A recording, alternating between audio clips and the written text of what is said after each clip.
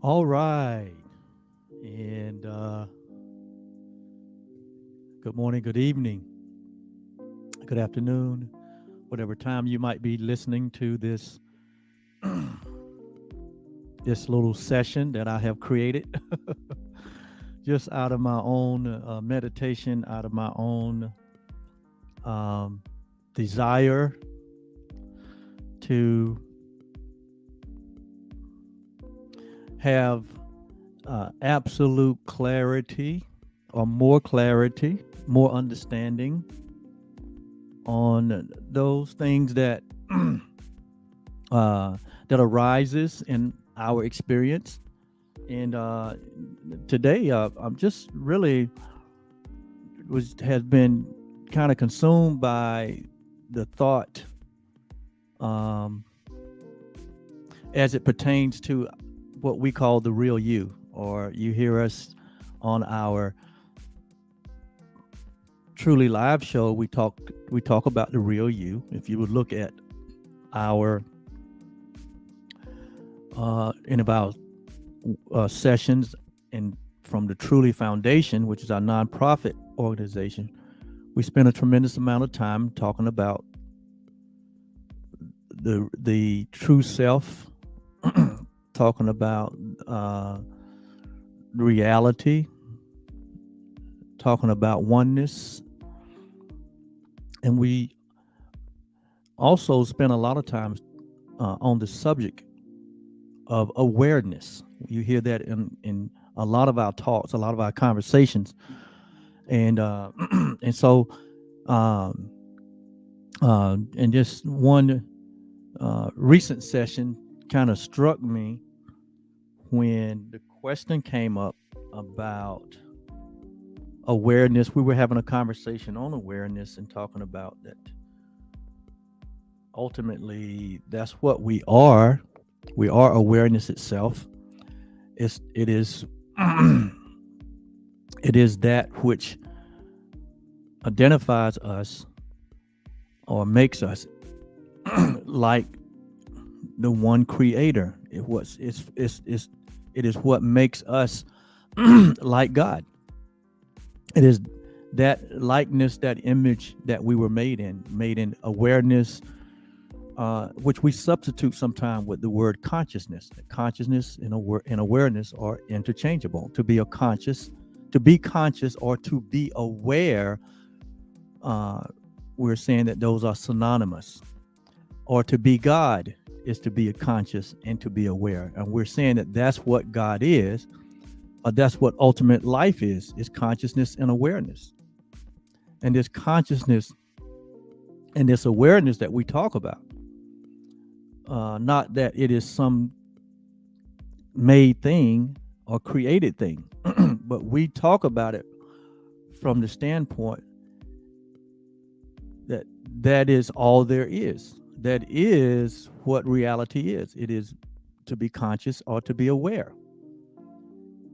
And as we've talked about it, we talked about awareness or consciousness or reality or the real you or the Christ or the I am. All these uh, terms that we've used are pretty much synonymous to what our heart is trying to express in its deepest understanding. And so I just wanted to talk a little bit today about that, even as there was a very profound question that came up in one of our recent sessions by one of our dear patrons. And as we were talking about awareness, the question was asked, at what point did we get it? At what point did you get it? Oh, at what point did we recognize the awareness that we are? It says, when did the awareness dawn on you? Or when did it dawn on us that we are awareness? I would say that would be another way to put the question. In other words, at what point did you get it? Meaning, at what point did you realize that you are awareness? Was it something? Did it come from something that you read or something that you heard? And that was a very profound question as we were discussing the subject of awareness. And just like any other idea, it can be somewhat not clear, or it can be not clearly understood initially as it is being presented, and the way in which it's being presented, and also the way that it is being received, or the way that it's being heard, can become a block to its clarity, a block to the purity of what is being communicated.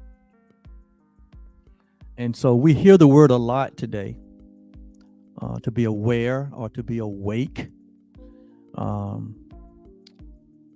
So I just wanted to spend some time talking about this, because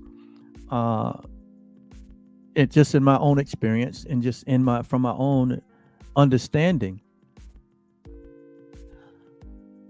it is not something that we finally get. It's not something that is out there for us to find.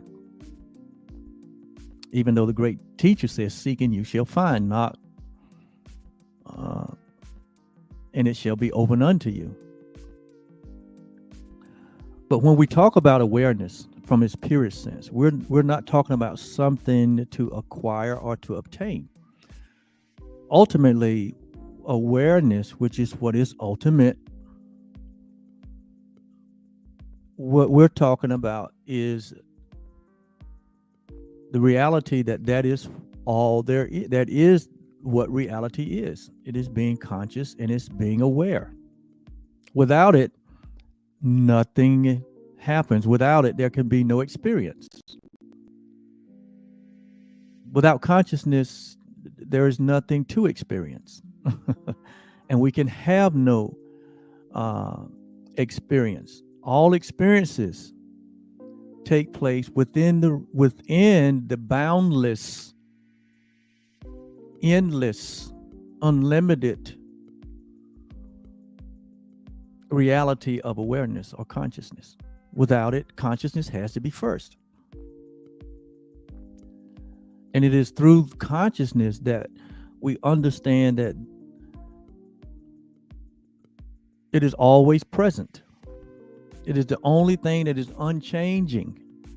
It is the only thing that is unaltered. And when I say thing, I'm not talking about like a made thing, but it's the only reality that is unchanging, is unaltered. It's like almost like it's described by one of my admired teachers, Rupert Sparrow.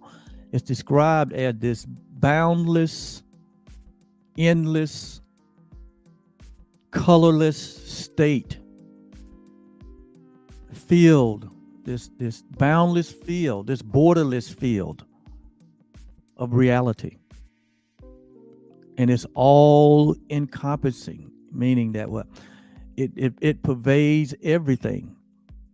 It pervades all things. It's like, I use the example because Rupert used the example of a movie screen, or you can take it down to your TV screen, or your even your computer screen. The example is that, like on a movie screen, that movie screen is all encompassing in the sense that it never changes. It's unaltered. It remains in its place all the time. If you walk into a movie and there's nothing being projected onto the screen, all you see is this large black screen that is in that sense it's limited. In other words, you can go and measure it. But when we talk about awareness being this boundless field of reality that has no beginning, no end, it has no size. Awareness has no age. Uh, it has no sound. It just is. It doesn't come from anywhere. It doesn't go anywhere. It doesn't. It's not born. It doesn't die. It merely remains constant. It is what we would call permanent, a permanence. And so when we talk about awareness, what we're talking about is the all-encompassing reality of a boundless, spaceless, and formless reality that is the source of all life, that is the source of all experience. And without it, nothing happens. Without it, nothing is observed. Nothing is known. Nothing can be known without awareness or without consciousness. And so when we talk about it in our conversations, whether it be on Truly Live or Truly Foundation, I know it sometimes can get watered down to be just another concept. But from the point of view that we are coming from, what we are saying is that which is almighty, that which is all-encompassing, meaning it is everything without any beginning or end. That which is life, that which is eternal, that which is changeless and boundless, that which is unaltered, that which is the source of all. And a lot of time when we define something at that level, we're taught, it usually refers to as God or the ultimate or the Father of creation or the Creator. All these names become synonymous to what we're trying to communicate, which is limited in the language that we use. That awareness is everything. It is what God is. And in its truest sense, it is who we are. We are a part and a parcel of awareness itself. Why? We are aware, we are conscious.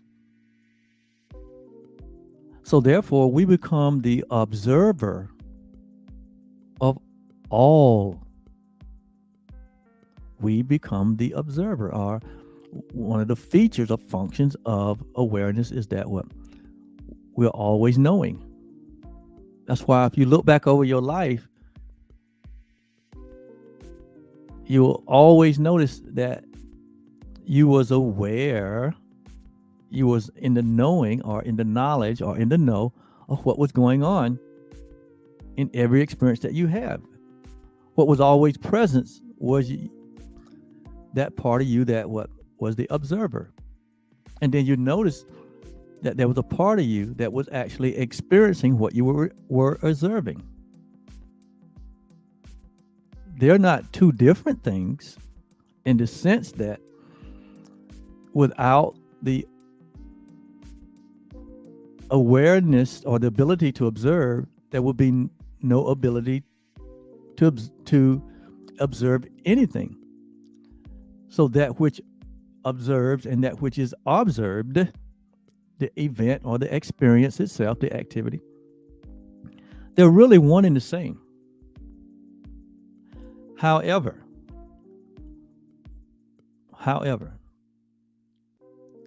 without any experience at all, awareness is still present. Awareness does not need experience in order to validate itself. It doesn't need activities. It doesn't need any events. It doesn't need any feelings.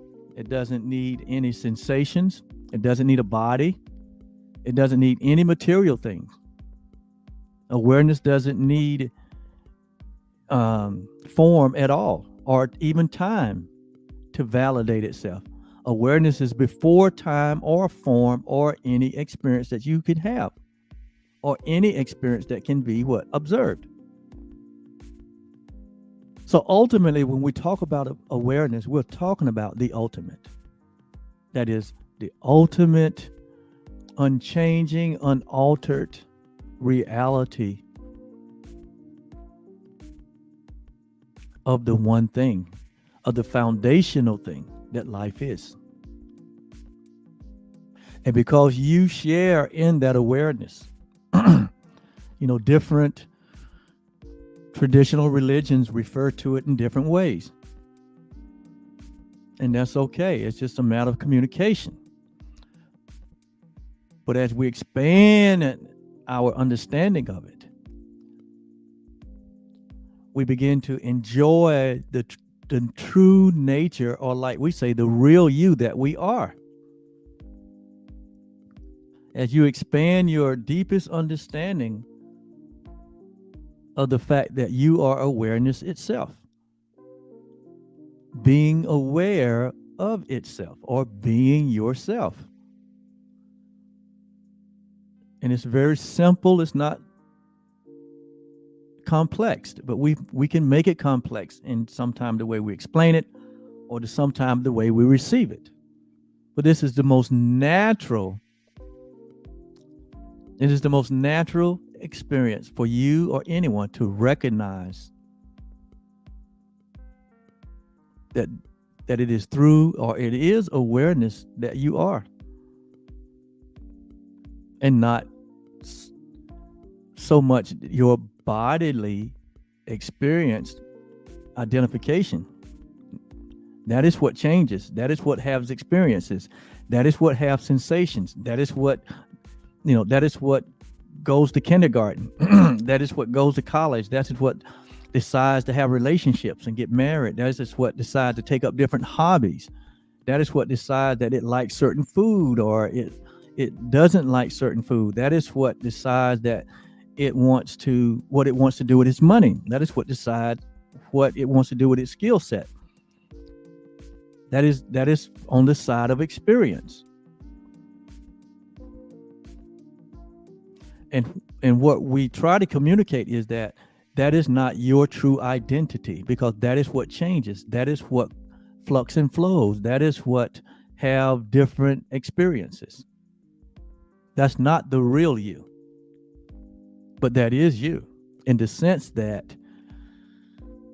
it is within the reality that you are awareness itself, that you give space for experiences to happen within your very nature, which is awareness, which is consciousness. Without awareness and without consciousness, nothing could happen. And all we're trying to say is you are that, and you are that all the time. That has never changed. Even if you recognize it as, or you don't recognize that you are awareness itself, which we call the real you, or which we may call the Christ, or your God self, or your infinite self, or your divine self. I mean, there's many terms, and we can get lost in the terms. I want to simplify it even more than that.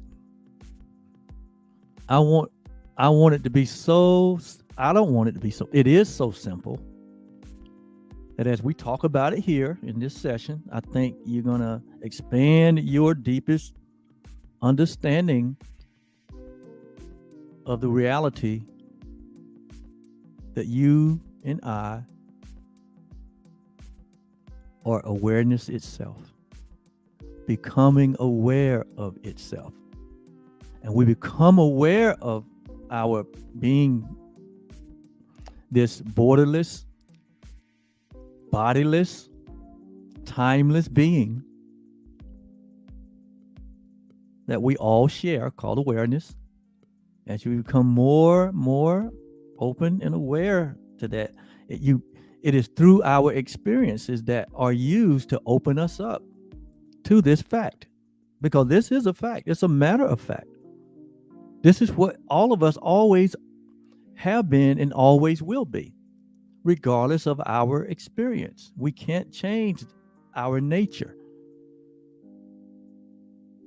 We can deny our nature. We can not understand it, but we cannot change it. And that's why if you would ask any person, just right off the cuff, who are you? Or what are you? One of the common responses would always start with I. I am, or I am. That's just so natural. Why? Because that is the truth. You are. And so one thing that we are all certain of, and you've heard me say this before, is that the one thing that we all are certain of, absolutely certain of, is that we exist, that we are, that there's a self here. We're not confused about that. We're absolutely sure that we exist. I am. I exist. But what we're not certain of is what we are or why we are. And it's almost like we're all on this journey to find out what we are and why we are. And we turn to our experiences. We turn to the activities within our life. We turn to the relationships within our life. We turn to the culture that we're in. We turn to the conditionings that we've been shaped by. We turn to all of these external things to try to explain to us, or to try to find meaning within them, or to try to find significance within these things, our activity, our life, our events of our lives, our history, our family history, our choices, our highs, our lows, our hurts, our pains, our joys, our happiness. We look within all of those things to try to answer the question of the what we are, or why are we. And that's the experience that we have on this dimensional plane called a human experience. But ultimately, from my point of view, and from the point of view that has opened me up like a flower to the knowing of my own self, to the fulfillment and the enjoyment of my own self. It was the recognition of that real you, of being one with that, one with the awareness and the consciousness itself. That it was nothing separate. I'm not separate and apart from that, but I'm one with that. And all that plays on the screen, all of the events and activities that plays on the screen of my awareness or my consciousness, meaning my activities, what I do, what I choose, what I feel, where I go, the experiences I have, what I'm doing even now, creating this platform where I'm sharing it, where we share, transformation and advanced spirituality. These are choices that I'm making, but these are choices that I'm making that are different than the choices I made earlier in my life when I did not have this deeper understanding, or I was not aware or conscious, or I didn't recognize the all-encompassing, fulfilling self that I am as a part of this one self that we are. And so I just wanted to get on here and talk about it to just bring more clarity, uh, to say that it's not something that we're trying to acquire. It's not some reward you get after many, many years of searching. It's not something that you do to make something happen. To address the question that came up, what was the point when you got it? Well, it's not that there was a point when I got it. There was a point when I recognized what was already there. So I realized there was nothing to get. But in reality, there were blocks. There was a veil. There was a fence. We call it defense. that was built and erected through my own through my own focus on the activities versus my being aware of the reality. I got caught up in the activities of my life. I got caught up in the physicality of my life to the point that I just wasn't recognizing what was already present, what was always present, and that I was one what was always present. But I got caught up in my temporary life, that life that had a beginning and an end. And we all do that. But there is the life that has no beginning, that has no end, that is always present. There is this reality that is the ultimate reality.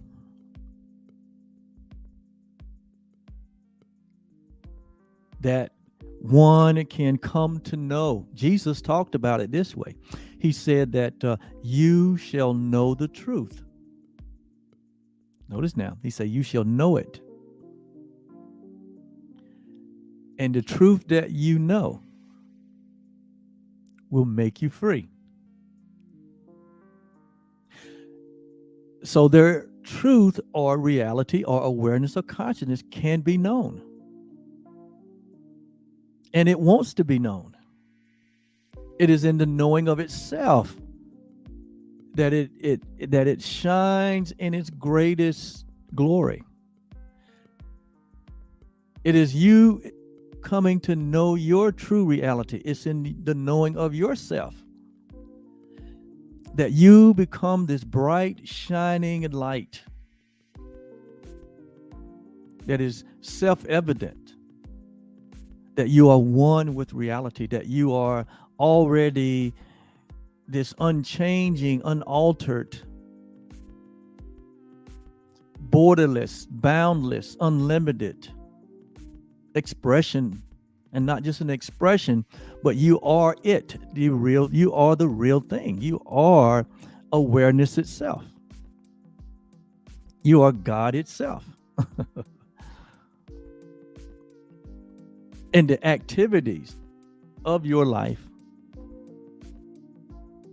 the mere fact that there is a awareness of a self, of a bodily self. There's an awareness of a body self being in time and space. There's an awareness of a bodily self with an identification being in a world where there's other bodies, billions of other bodies. And that there's all this activity, there's all these events, there's all these relationships, there's all these personal sensations, there's all these choices to be made, places to go, people to see, there's these relationships to be had. And it's like we're all creating this historical legacy, which is merely the content of all experiences. It's merely content. And we are not the content ultimately, because the content changes. But we are the content in the fact that the content could not occur without your true nature, without your awareness providing the space in which for it to have a stage to play out. Just like the movie could not be seen on the screen if the screen did not allow all the content of the movie to play out on the screen. But you'll notice in that the screen never changes. The screen is never affected by the content of what's in the movie, whether it be killing, or whether it be love making, or whether it be children playing, or whether it be, some great athletic feat, whether it be total war, or whether it be total peace.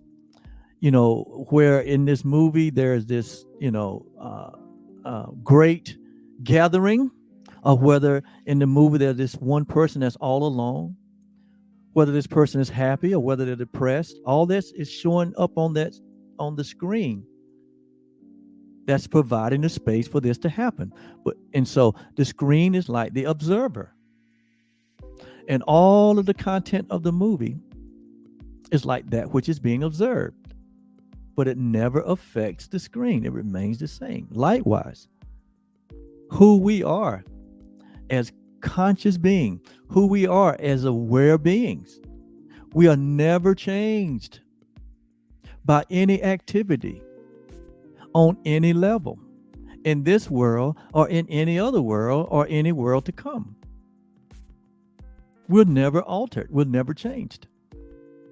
There's never a beginning or an end to our being aware or aware presence. Always, awareness is always present. So even in our most, what we think might be our most lowest point in our experience, awareness is present. Even in what we would think would be our highest experience, love is present. Why? Because love, present awareness, or love, or consciousness is what provides the source, or is the resource for any and every activity in any and every event.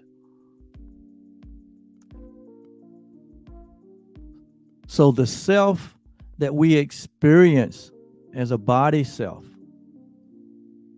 and all of the choices and all the experiences that we have, in those experiences, we never lose this sense of being myself, because you cannot not be yourself. You cannot not be aware, because you are awareness. You cannot not be conscious, because you are consciousness itself. So it's not something to obtain. It's not something that is rewarded after, a certain amount of searching. No, it is but a discovery. It is but a recognition. It is but a revelation, or a revealed knowledge of what you already are, of what is already present. So even as I'm making this talk right now, even as I'm having this monologue, you could be becoming more aware of your nature of awareness. You could be becoming more insightful about what is already a reality, which is you, which is all humanity. And so one of my great admirers and mentors of spirituality, his name is Rupert Spira, and he has several books out that can help. And it helps me, and it can help anyone to grasp what's already there.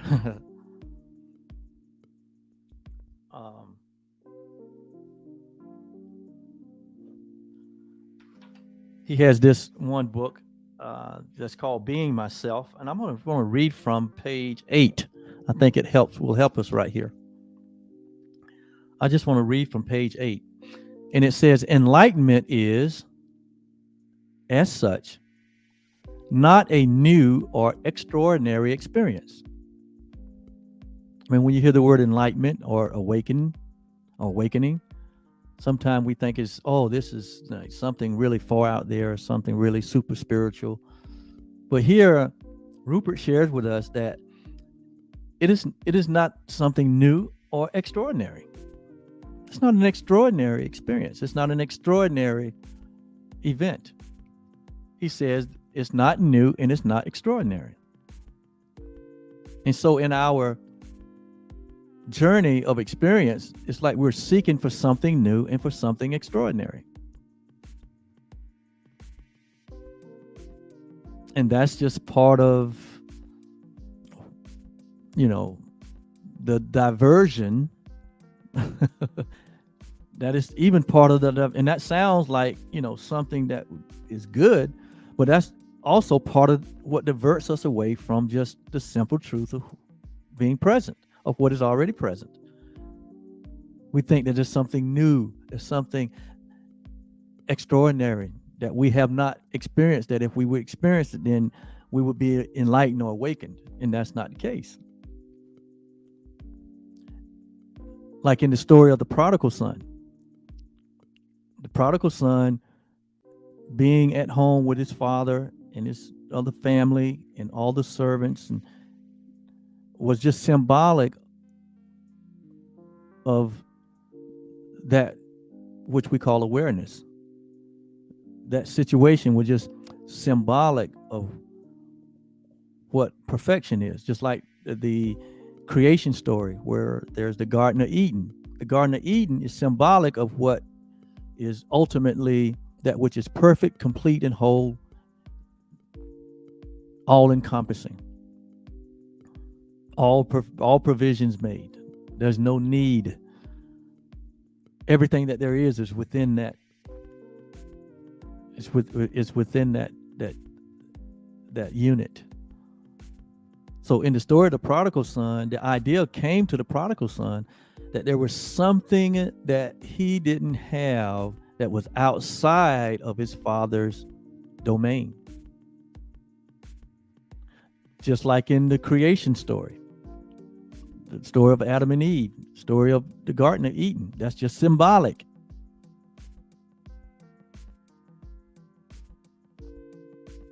Of awareness. It represented awareness being what all-encompassing. It represents consciousness, meaning everything that there is is of any value was present right there in the garden, just like it was present in the prodigal son home. But somehow, some way, this thought came to Eve and Adam that God was withholding something from them, and there was something else that they did not have. And it comes in the form of a deceptive thought.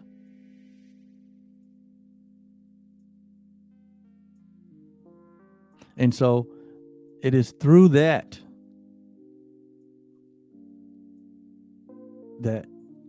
took all humanity, through those symbols that took humanity on the detour into self-suffering. But in reality, everything that could be had was in the garden. In reality, or in awareness and in consciousness, everything that could be experienced was in the prodigal son's home. But you'll notice that in both situations, they both detoured away from that reality and from that truth, and went and made to try to make something, or make of something that was nothing. And ultimately it resulted in both cases in the suffering of the prodigal son, or in the creation story case, the suffering of all humanity through the acts of Adam and Eve. But in reality, nothing changed. But in reality, their experience did not change reality. Their experience did not change the mere fact that they were awareness itself, that they were whole and complete. There was nothing missing and nothing broken. They were the all already. There was nothing outside of them.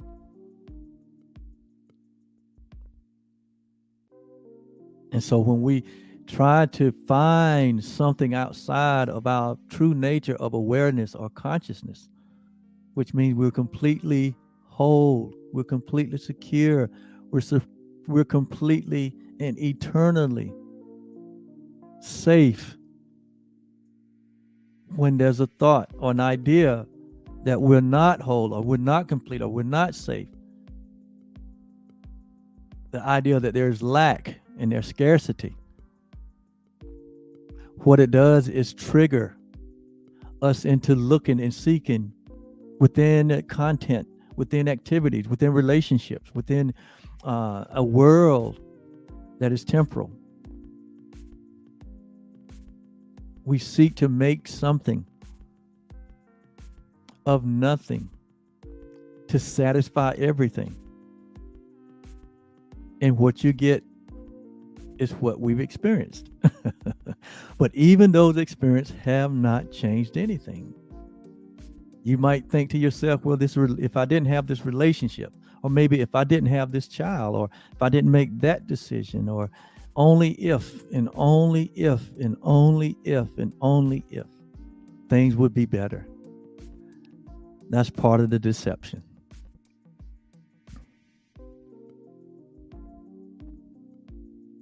No, you have been and you always will be everything that there is. You are awareness, you are consciousness, you are the source of everything. You are the borderless. You are the boundless. You are the infinite, eternal. You are the very source itself. You are the very observer itself. You have always been the observer. And you are the observed. And so let me get back to what Rupert was saying. So he says enlightenment is, as such, not something new or extraordinary. So we don't have to go look for it. It said it's not an extraordinary experience to be attained or to be acquired. So we can just relax right here, knowing that there is nothing to look for. There is nothing to search for. There is no experience to have, even in the experience. Because what we're talking about, again, needs no experience to validate itself, needs no activity, need no coloring. It needs nothing, because it's everything. And that is what we are. We call it, or the term we use is awareness or consciousness. We are life itself. We call it life, or we call it love. Or the word that we use a lot here in our two platforms is reality. You know, there's a song out there called Back to Reality. All right. Well, it's not that we go back to reality. We just come to a realization that we are what? We are reality. And so it says, it is not an experience to obtain or to acquire. That is part of the deception, that we're looking for an experience. Well, I'm here to announce today that you no longer have to look for an experience. You transcend all experience and all experiences. It says, it is simply the revelation now. Revelation simply means something that is revealed. Not that it was not there all the time, but that it's just being revealed or recognized in that moment. Revelation is but a recognition. Recognition is but a revelation. And in most spiritual teachings, you would hear that all revelation comes from God, or comes from what? Awareness, or come from consciousness, or come from reality. And if we're already a part of that, that means that really all revelation comes from us. It comes from within. It doesn't come from without. It comes from within the nature. So that being the case, if there's no extraordinary event, if there is no new thing to find, if there is no experience to attain or to acquire, but simply that which can be known, become known through revelation, it's just revealed, become aware. And sometimes that awareness comes through the removing of the blocks, removing of the veil that we have built to cover it up. You know, we talk about undoing, that to awake is to undo. To be enlightened is to undo all of the falsehood, all the falsity that we have built around that which is true. And so it says, it is simply, enlightenment is simply the revelation of the original nature of our self or our being. It's the revelation of the real you. It's simply the revelation of the real you. And you might, and to address the question again,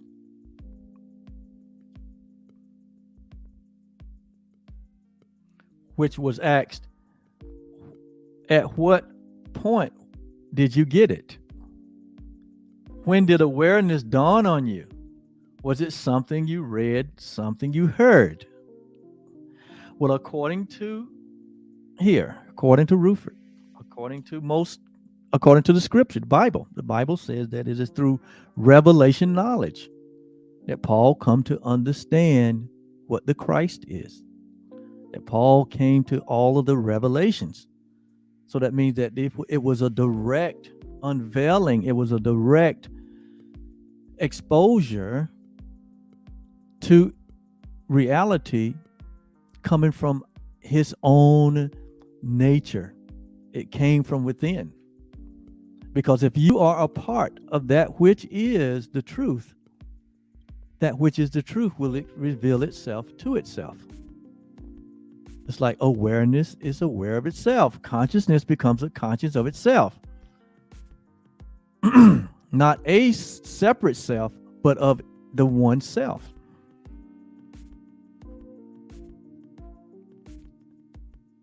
And so it says, enlightenment is simply the revelation of the original nature of ourself or of our being. And the revelation of our true being never ends. It never stops. It is always revealing itself. Yourself or myself is always attempting in the engagement of revealing your true self to yourself. That's what awareness does. It becomes aware of itself. And so through all the events, all the activities, all of the timeline, every activity that spans from a physical birth to a physical death, those are just activities that happens in the field of awareness. And in all of those events, you never lose the sense of what? Being yourself, or I am, or that you are the I am self. Because you can never lose that. You can never lose your divinity. You can never lose your true nature. You can never be apart and separate from yourself, even though we have this feeling of being separate and apart. We have this feeling of being isolated. We have this feeling, of having, health issues, mental issues, monetary issues, social issues, political issues, religious issues, all these activities. They seem real and they seem separate from that which is loving and that which is peaceful and that which is one. But these are all just content of experience that only can be experienced because there's awareness and because there's consciousness. And you are the consciousness and the awareness that provides the energy, that provides the creativity for all the activities, all the relationships. You are. And that's the most natural. That's the most revealing knowledge that one can have. That is the becoming of the knowing that it talks about. The truth that you know shall make you free. So when we talk about what you might think of be a lofty idea like awareness of consciousness, you might be saying like Oliver, well, we leave that for the gods. We're just here to have fun. Well, you already know by now that there's no fun in being overtaken or caught up in the contents of your life. That's what we call drama and trauma.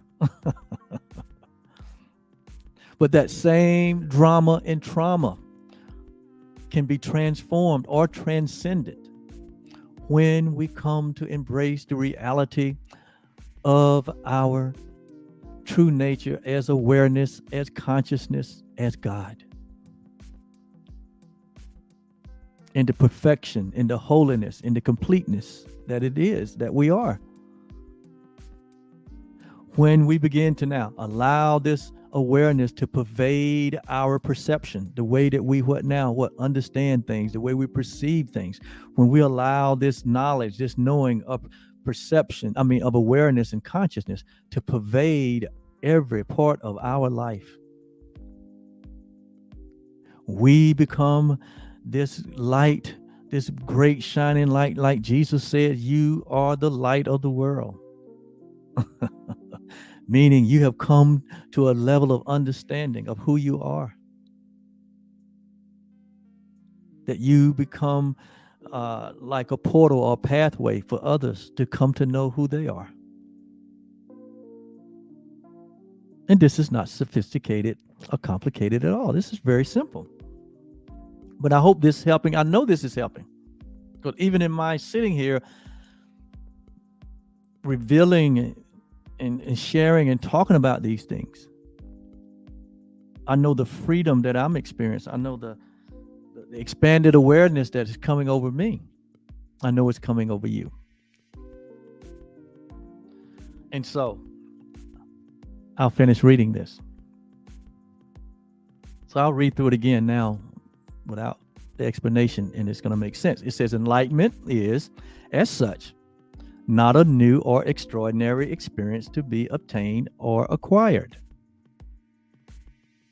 It is simply the revelation of the original nature of our self or of our being. It's our original nature. And so when we recognize what we are, we're recognizing our original nature. Our original nature that is completely whole, that is completely innocent.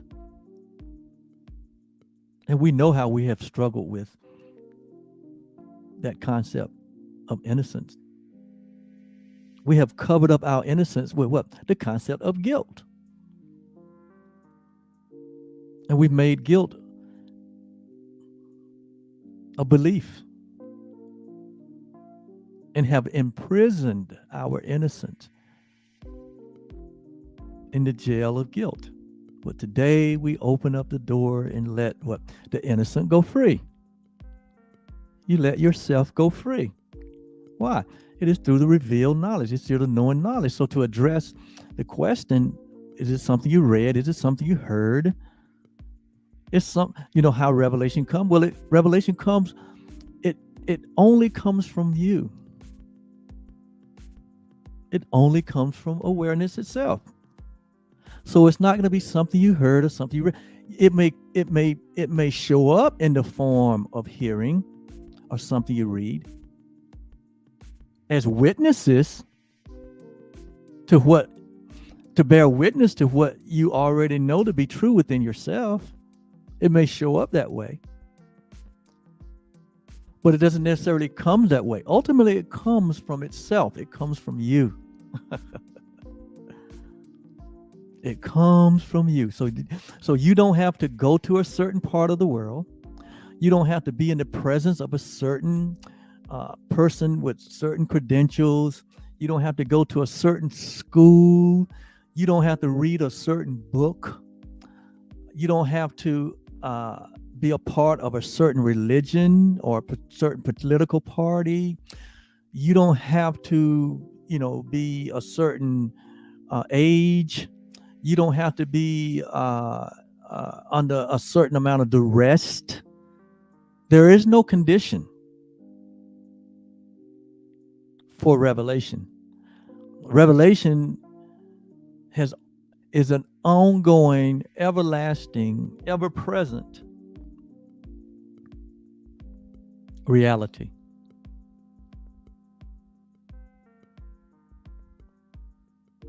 And so how and under what conditions, we just create that for ourselves by looking outside of ourselves for what is not out there. So we create through objective experiences. We create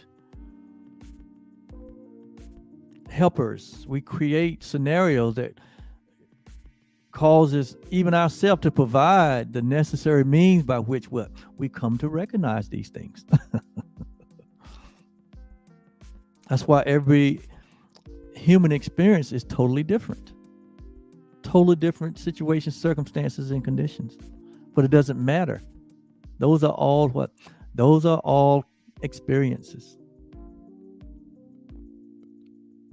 that seem to be what? That seem to be what? An individual experience. But it's not. Again, it's like a movie playing on the screen. Well, ultimately, our original nature is revealed to us. And that's why Jesus never made altars. He never built altars. He never made a shrine. Jesus never wrote a book.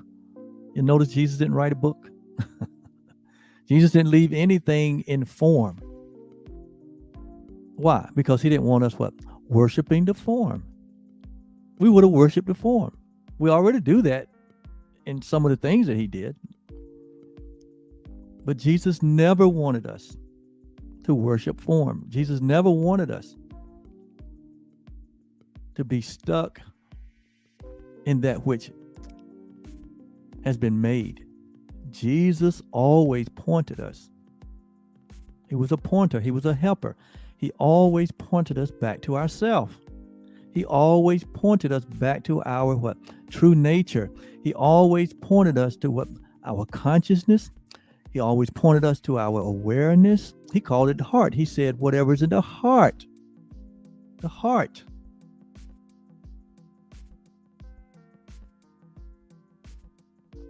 What is the heart of the matter here? The heart of the matter is that we remain as we always have been, as these divine, eternal, unchanging, unaltered beings that not only are we the source of it, but we are the ones that experience it. So we're always have this sense of being ourself. Even the guy that's been in prison for 30 years, he's still experiencing being himself all the time. He is not his experience. He's still the innocent, divine, eternal, aware present consciousness, being aware of his experience, but he's not his experience. So wherever you find yourself in life right now, and whatever you're experiencing,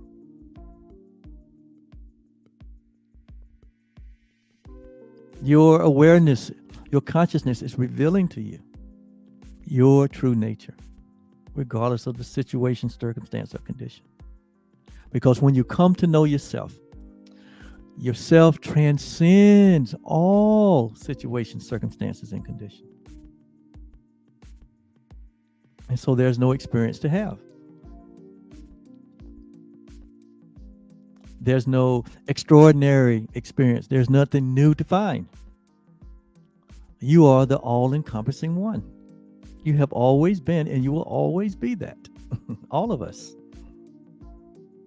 Doesn't matter if you're the president, or are you the lonely one in the corner at the crack house, feeling hopeless? Doesn't matter. Those are just experiences. That's not who you are. And so, nothing could be more intimate and familiar than our being. Nothing can be more intimate or familiar than the knowing of yourself. It's not extraordinary. It's not something new. It's familiar and it's intimate, which is why it feels like coming home. It feels like coming home when you embrace the revelation of your true identity as awareness or aware presence or as consciousness.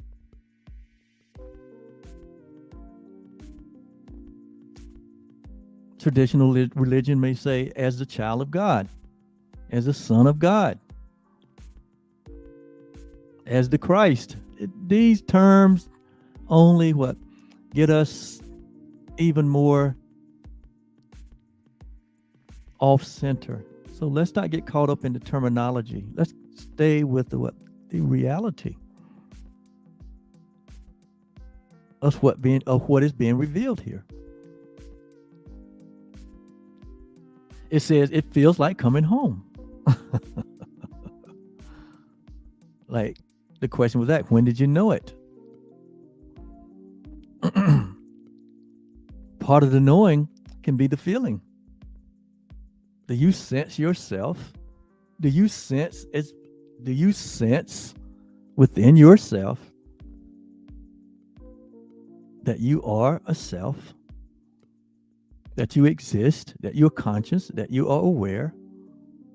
Do you sense that there's something that is beyond your experience?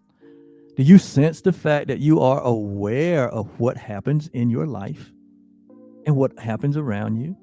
And you're always aware of what you are aware of? Do you notice what you're noticing? Well, who's doing the noticing? And what are you noticing?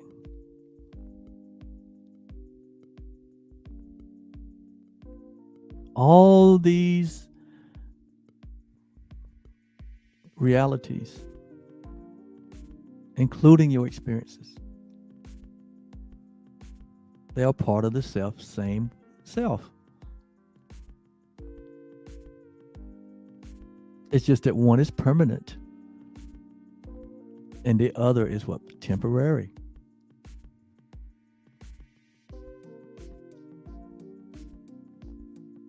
But that which is all encompassing, that which is valuable, that part of you that is what? Permanent, which is awareness and consciousness, which is what God is, which is what you are. And that is the most natural awareness. That is the most natural revelation that comes to all of us. It's like waking up from sleep. When you wake up from a deep sleep, what happens? You just wake up. It's natural. There's no bells and whistles. There's no, 16-gun salute going off. You just wake up. It's natural. So to come to know yourself is so natural. It's so simple.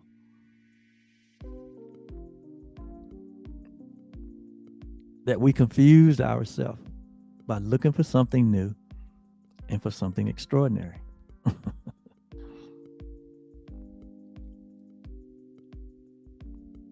And so it's intimate and it's familiar. So you can relax. Just relax in the knowing of yourself. Just relax and rest in that.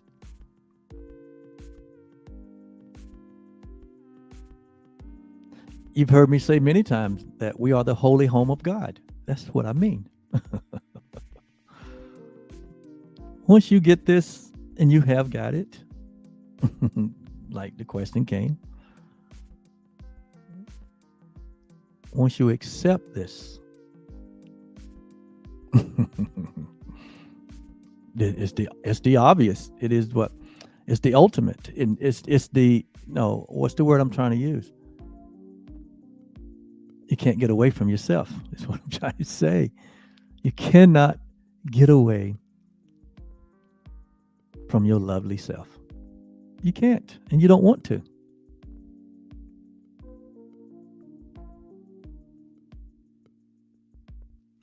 It says, in the Zen tradition,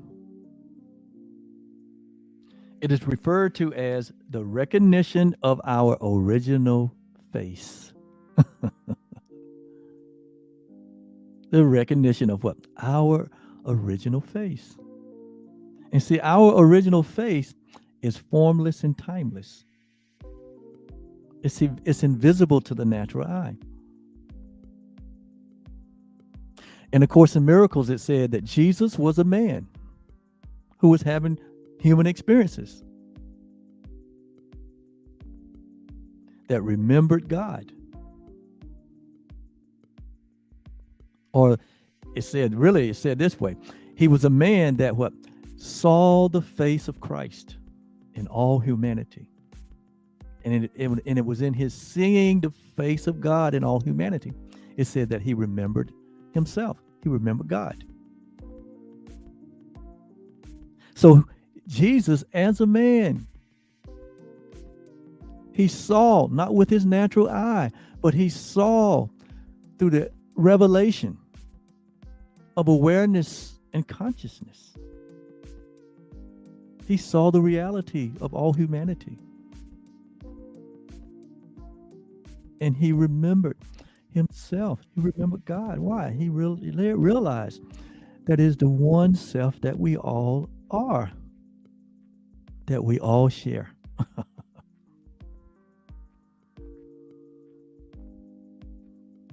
And he goes on to say that there is nothing exotic or mystical about enlightenment, contrary to what our culture would say, contrary to what religion would say, or contrary to what we would say spiritual people would say.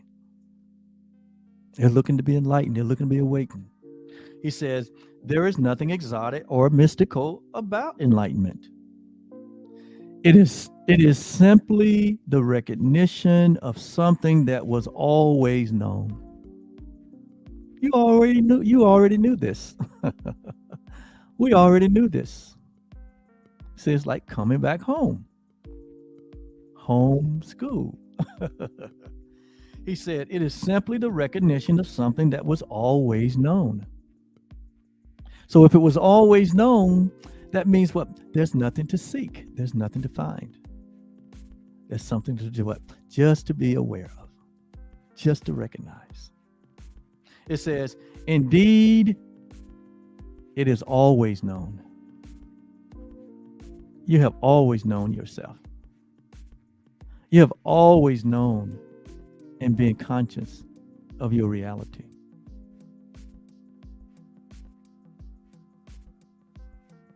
We just got caught up in what? All the activity, all the events, all the relationships, all the sensations, all the history, all the drama, all the trauma, all the activity that was playing on our consciousness and our awareness. We turned and became what? So engulfed, so engaged to the point that we say this is who we are, this limited body self. And we lost our way. We didn't lose the knowledge. We just lost our way. We fell into a dream or a trance, as the Course says.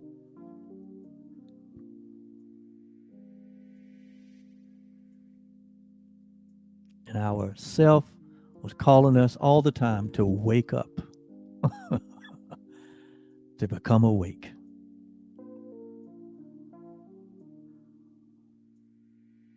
It says, it is simply the recognition of something that was always known. Indeed, is always known before it is clouded by our experiences. So our experiences clouds our awareness and our consciousness.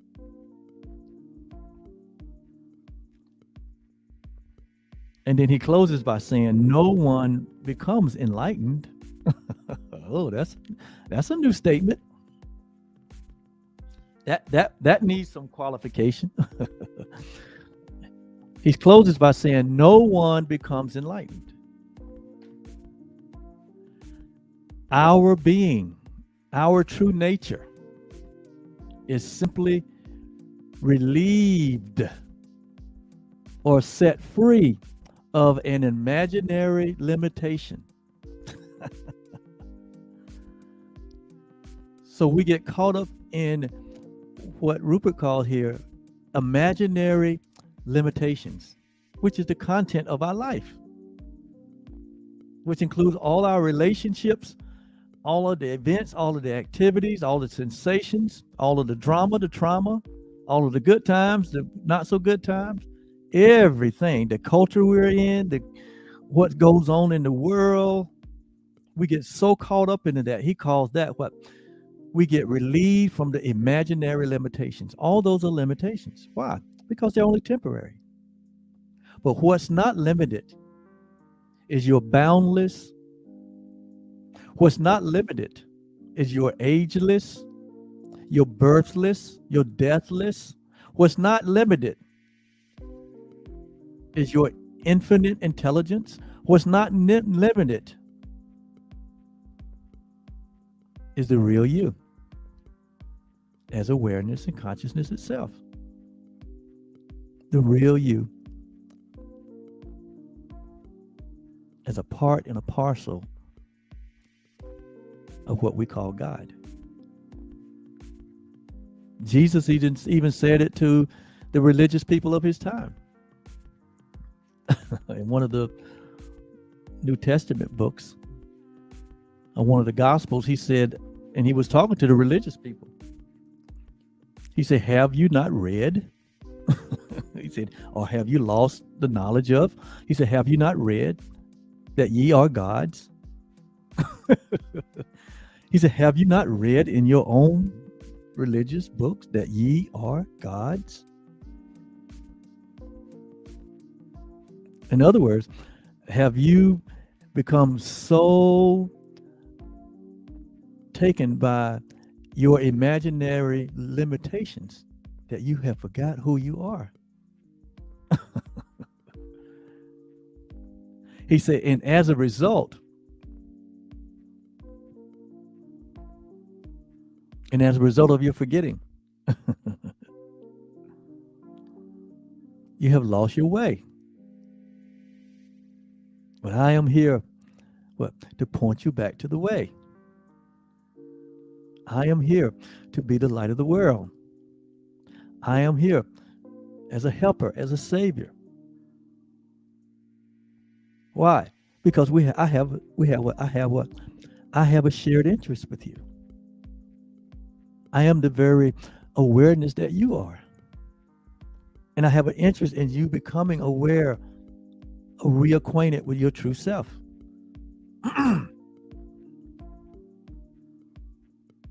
And so that's what he dedicated his life to. And when you or myself or anyone else wake up to this reality, that's what we dedicate our life to. The Bible calls it what? The will of the Father. I come to what? Do thy will, O God. And what is the will of God? That all men, all women, all humanity to wake up to the reality of their true self as awareness and as consciousness. God guarantees that all of us will, ultimately. Why? It can't be any other way. It's inevitable. That's the word I was looking for. The inevitability of our awakening. And when you know that it's inevitable, then you can be relaxed, you can be at peace, you can be happy. Why? It's already done. It's a finished work. So we don't have to what? We don't have to fret. We don't have to, try to force anything. There's nothing to force. And so it says, our being is simply relieved of an imaginary limitation. I remember the day.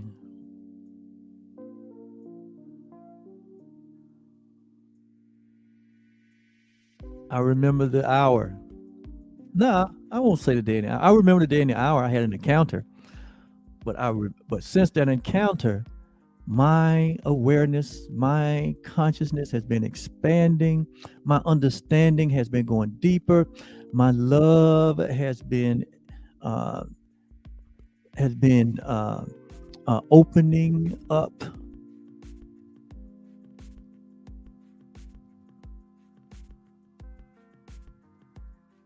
Like Jesus said, we go from glory to glory, from revelation to revelation, from understanding to understanding. And so it's not a point that we get it. It's nothing to get. It's not a point that we get it. But it is the revealed awareness, the revelation that comes from your own self. So you are your own savior. You're your own savior. Yes. Yes.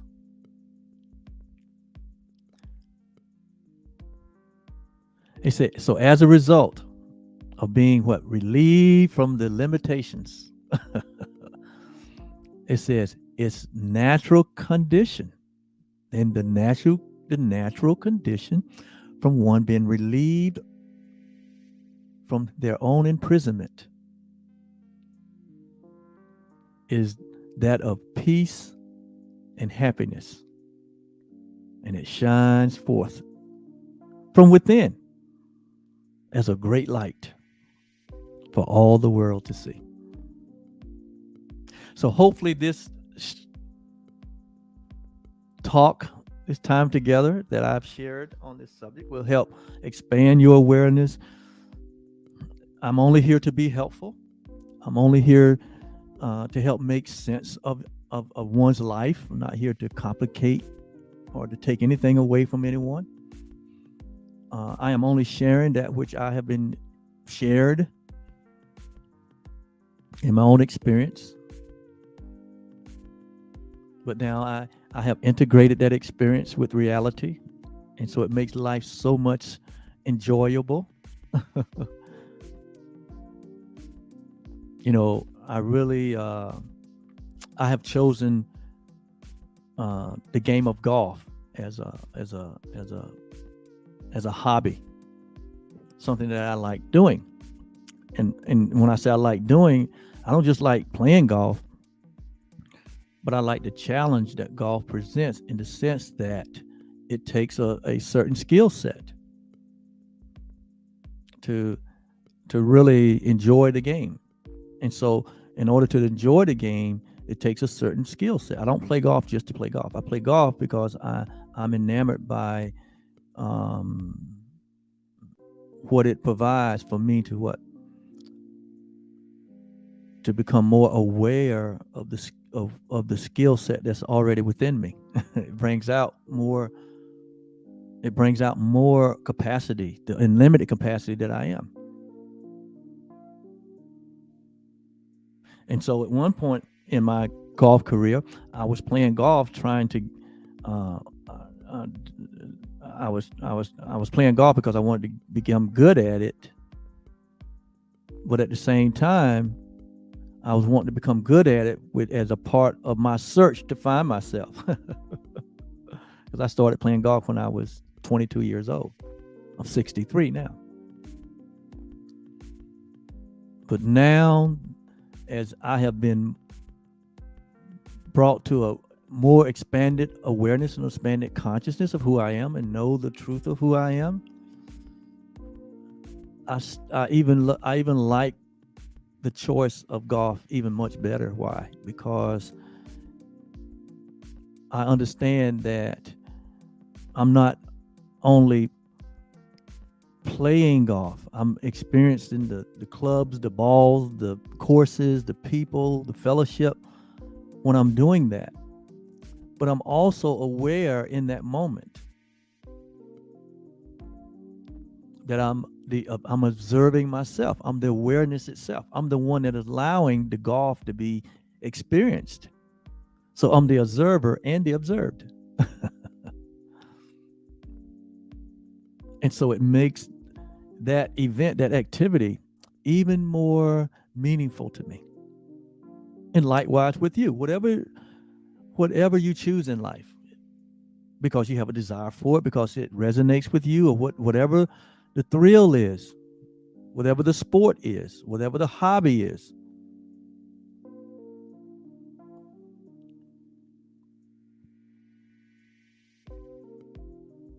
Use it as a way, as a mean to express your ultimate boundless self. Never lose sight of who's the observer and who's being observed. Never lose sight of your true identity. Knowing that you are consciousness and awareness itself, providing the screen on which that hobby or that event or that activity or that relationship can be played out to express what love and to express the light that you are, to allow it to shine and help others create a space within their own consciousness, their own awareness, to have their own aha moment.